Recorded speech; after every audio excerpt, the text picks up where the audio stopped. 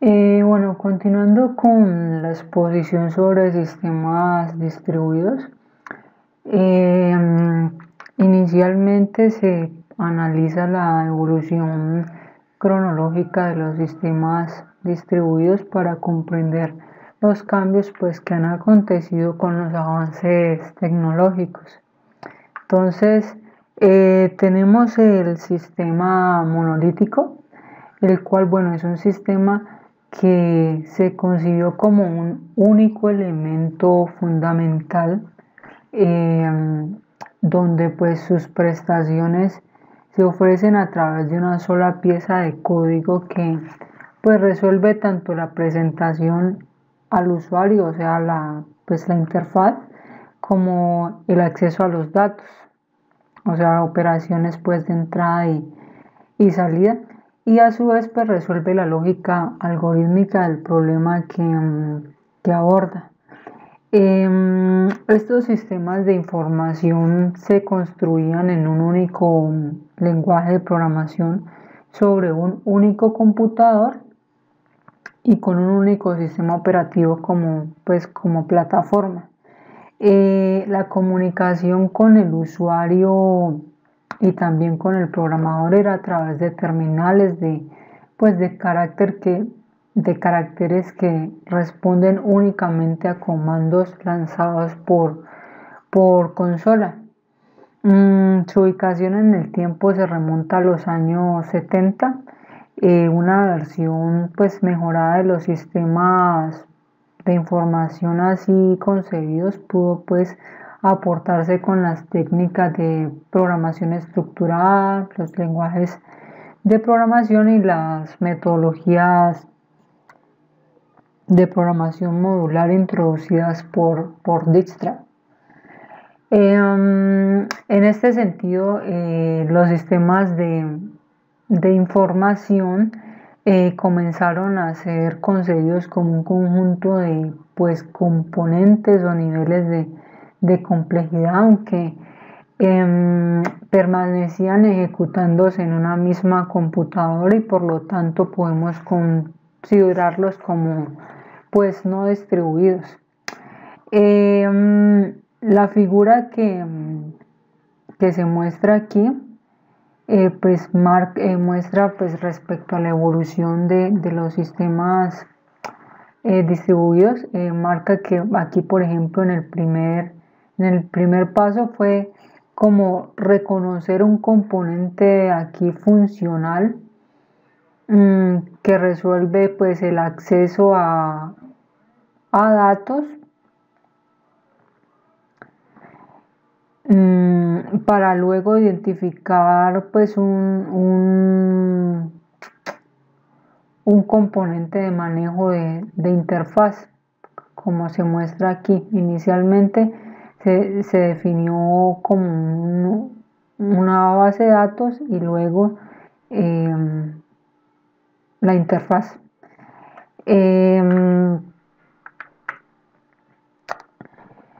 Luego en la época de los años pues 80 aparece la arquitectura cliente-servidor, donde pues se consideró una distribución funcional entre la lógica de aplicación y la lógica de acceso de datos.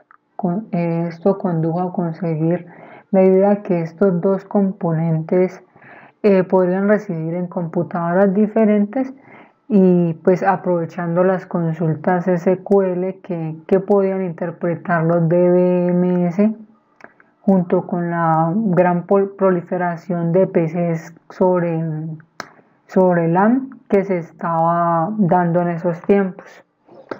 Ese escenario pues dio origen a la primera versión del sistema distribuido desde el aspecto funcional, que fue pues el denominado cliente-servidor o arquitectura de dos capas.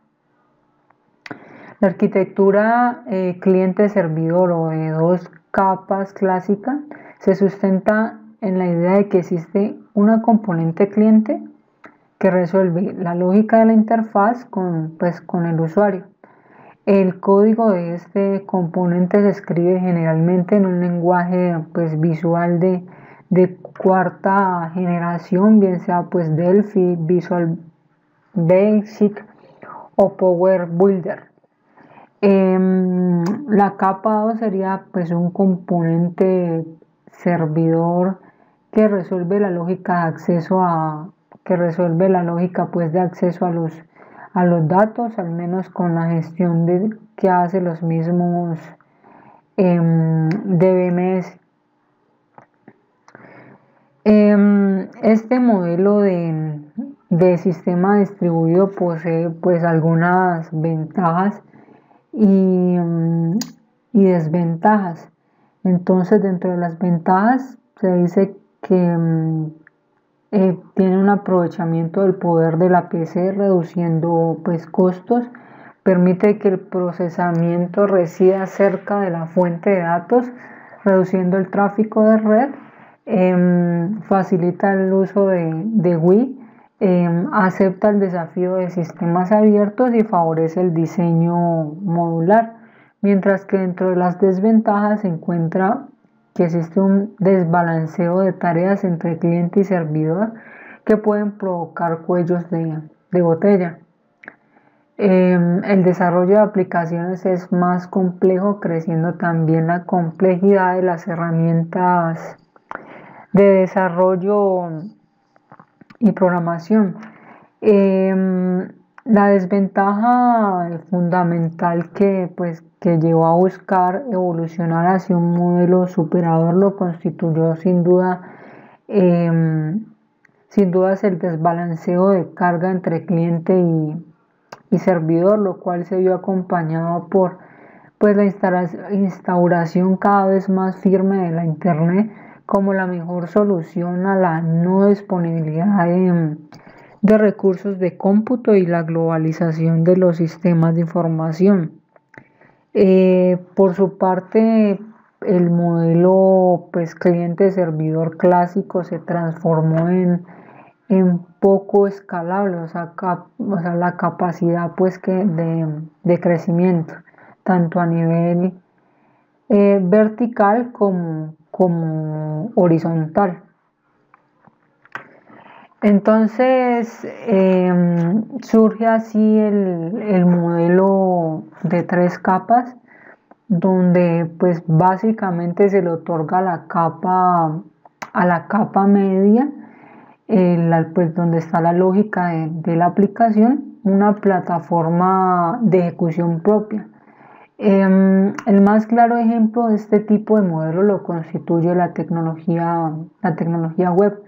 De este modo, dado que el componente pues medio posee su propia plataforma de ejecución y que se cuenta con un modelo cliente-servidor, es que la capa media puede ser una sola o varias, siendo pues todas estas alternativamente cliente y servidor de la siguiente, y obteniendo pues la arquitectura n capas como se muestra aquí en la figura. Cada una de estos, digamos, capas que se encuentran aquí se puede ir enlazando a la otra hasta llegar, bueno, a la capa de acceso de datos.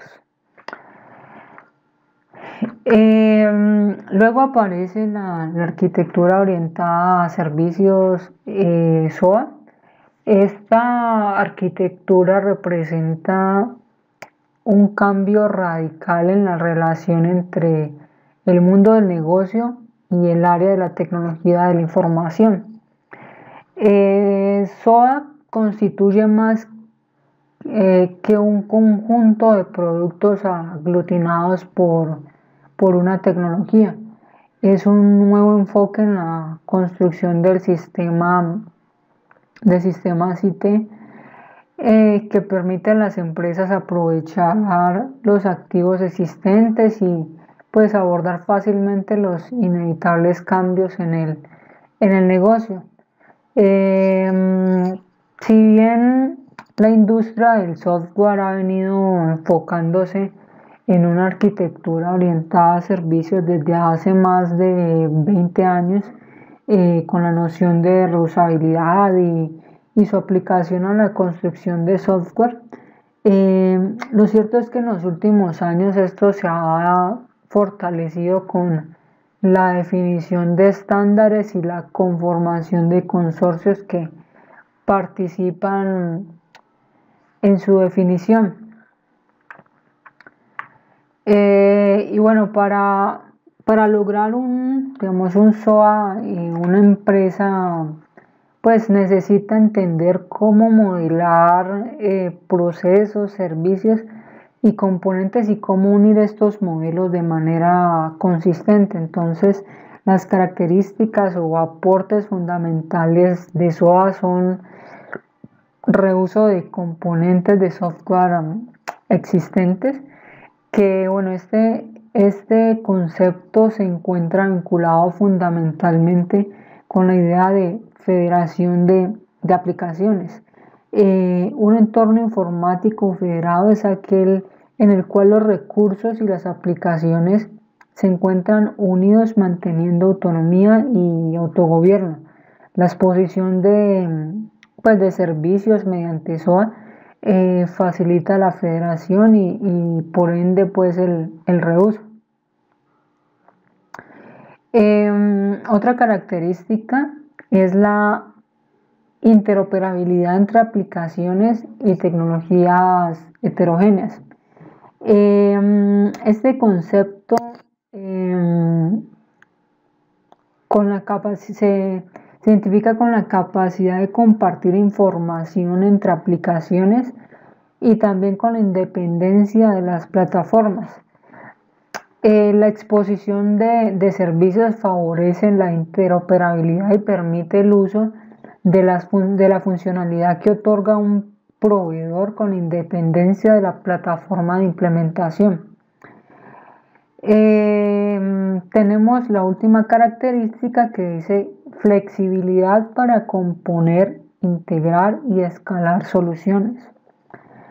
La flexibilidad de una solución se vincula con un mayor alineamiento entre el dominio o negocio y la tecnología.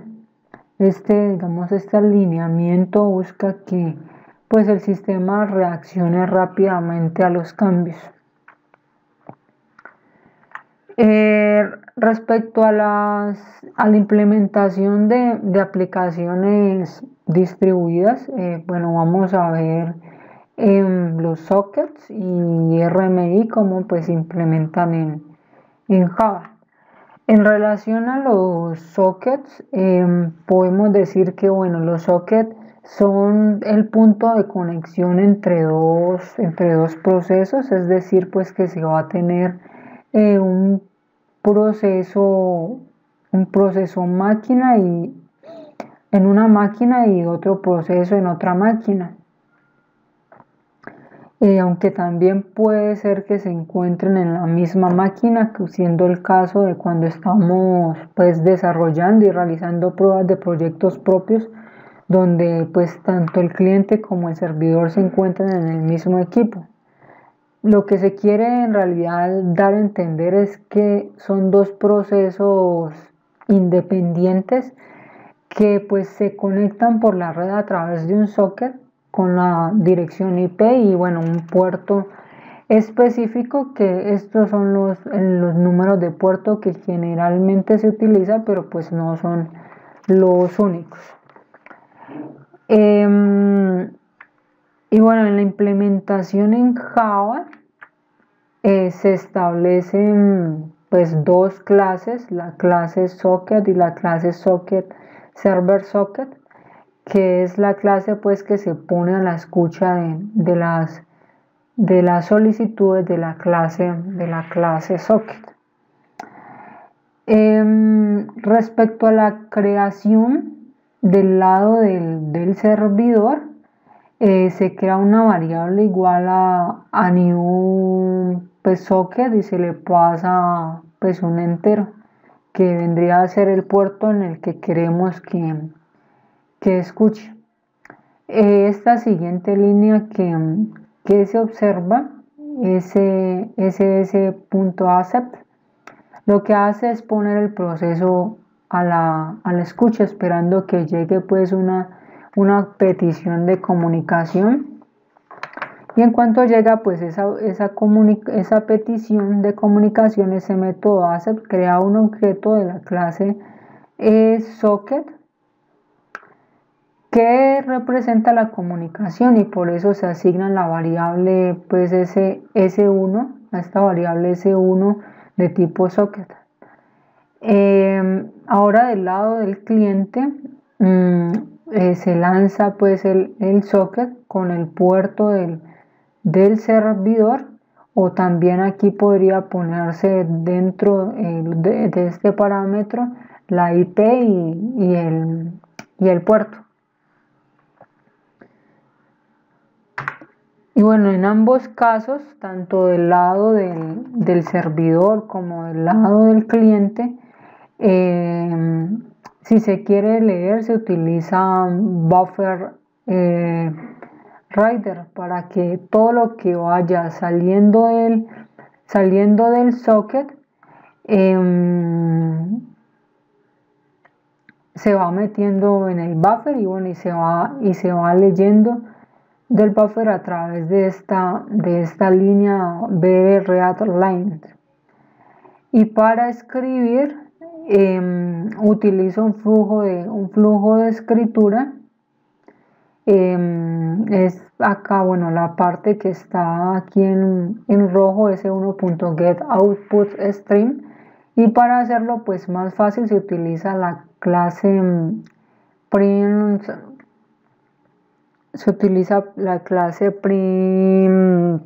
primWriter, y entonces digo que pwprintln, que lo que hace es escribir en el socket, y por lo tanto en el otro extremo va a leer lo que se está escribiendo pues por este lado. Viéndolo pues bueno, de una forma acá más gráfica, vemos que bueno, el servidor siempre está a la escucha de solicitudes. Lo siguiente es que el cliente va a crear el socket, luego el servidor da respuesta al cliente, en este ejemplo pues con un hola mundo, y luego el cliente escribe un adiós y el servidor lo lee, posiblemente pues para dar una respuesta, ya dependiendo de lo que se esté solicitando. Continuando con el desarrollo de aplicaciones distribuidas, pero pues esta vez desde el tema de RMI, podemos decir que bueno, se tiene un conjunto de equipos independientes que están conectados mediante una red, y que por supuesto pues van a colaborar para realizar una tarea, pero esta vez mediante la invocación a un procedimiento remoto, por lo cual facilita el desarrollo de programas distribuidos con la misma sintaxis de la programación orientada a objetos. Viéndolo, digamos, gráficamente en una programación local, cada programa pues esté ejecutándose y tiene sus objetos en zona de memoria para cada uno, pero lo que en RMI se va a hacer es que pues el objeto está en un computador, y los demás pues van a acceder a dicho objeto. La diferencia que bueno, va a haber entre la programación local y remota es que en el remoto la definición de los objetos va a estar en una interfaz, y el objeto como tal descrito estará dentro de donde se encuentra el servidor. Por otra parte, pues para acceder a los objetos de forma pues remota se hace referencia a lo que se conoce como un stub, que es el que sabe pues cómo llegar al objeto a través de una referencia de memoria directamente del objeto. Em, Respecto a la arquitectura, ya pues un poco más en detalle, tenemos un servicio directorio donde pues se registran los nombres de los objetos y su localización en el programa cliente. em, a- en el programa cliente. Entonces, bueno, se hace uso del stub que sabe cómo capturar las llamadas y serializarlas, la pasa al stub y la capa de transporte y lo envía al servidor donde ya está el objeto y hace el proceso pues eh, inverso para llegar al método que queremos invocar. Mm, En RMI, pues en la distribución de clases se va a necesitar que en el servidor se encuentre eh, la interfaz que define los métodos que serán necesarios en el cliente, la implementación de dicha interfaz y la generación del stub. Mientras que en el cliente pues voy a necesitar las interfaces para saber los métodos que tengo disponibles y el stub para saber llegar al servidor.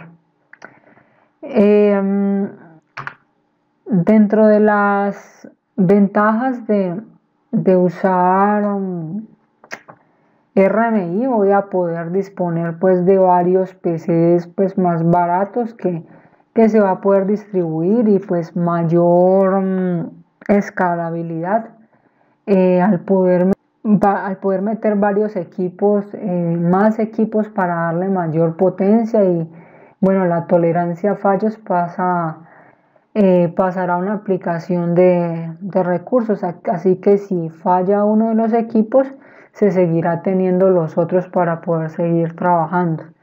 Dentro de las desventajas, el hecho de que si cae un sistema pueda tener pues la mayor tolerancia a fallos significa pues que habrá más puntos de fallo mm, que se habrá que controlar e implica también problemas de seguridad, por lo pues que se debe tener un mayor control de acceso.